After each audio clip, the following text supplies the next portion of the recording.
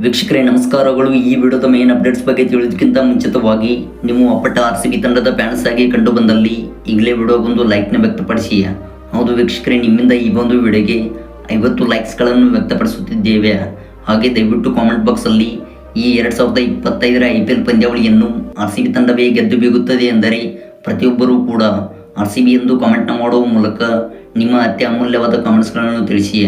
ಹೌದು, ನೀವು ಮಾಡುವ ಫ್ರೀ ಒಂದು ಲೈಕ್ಸ್ ಹಾಗೂ ಕಾಮೆಂಟ್ಸ್ಗಳಿಂದ ನಮ್ಮ ರಾಯಲ್ ಚಾಲೆಂಜರ್ಸ್ ಬೆಂಗಳೂರು ತಂಡಕ್ಕೆ ಈ ಒಂದು ಪಂದ್ಯಾವಳಿಯಲ್ಲಿ ಮೋಟಿವೇಶನ್ ಸಿಗಬಲ್ಲದು.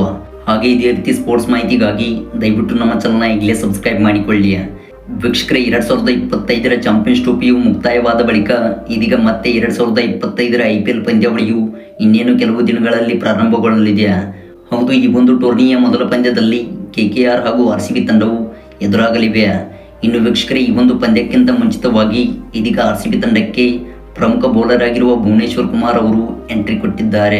ಹೌದು, ಇನ್ನೇನು ಕೆಲವು ದಿನಗಳಲ್ಲಿ ಈ ಒಂದು ಪಂದ್ಯಾವಳಿಯು ಆರಂಭಗೊಳ್ಳಲಿದ್ದು ಭುವನೇಶ್ವರ್ ಕುಮಾರ್ ಅವರು ಕೂಡ ತಂಡಕ್ಕೆ ಎಂಟ್ರಿಯಾಗಿದ್ದಾರೆ. ವೀಕ್ಷಕರೇ, ಇದಾಗಿತ್ತು ಈ ಒಂದು ವಿಡಿಯೋದ ಬಗ್ಗೆ ಪುಟ್ಟ ಅಪ್ಡೇಟ್ಸ್.